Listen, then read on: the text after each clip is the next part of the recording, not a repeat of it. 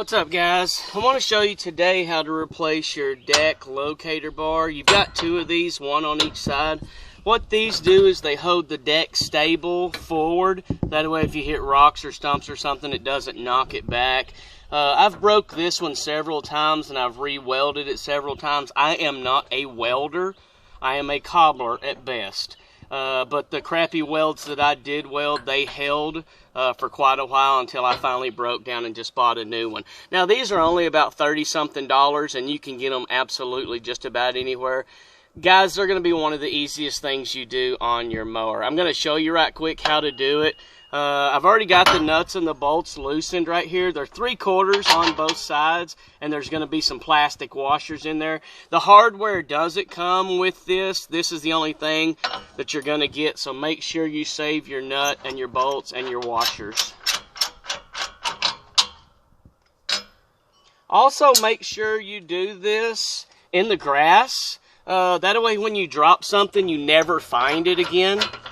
So that's a huge plus right there. You don't want to be able to find your stuff after you drop it and lose it. And make sure you just got done mowing. That way your deck mower is about 10,000 degrees.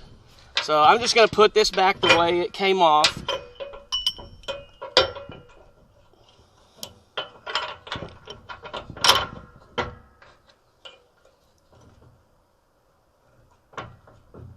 And I'm only going to hand tighten this back.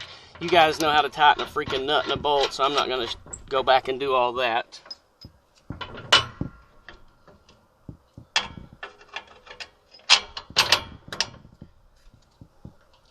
And this deck's going to have some pressure on it. I've got a hammer here holding the deck so it doesn't fall back. That's why this was so easy for me. But once this breaks, that deck's going to push back and there's going to be a lot of tension right there. But as you can see, that's it, guys. I've done that in less than a minute.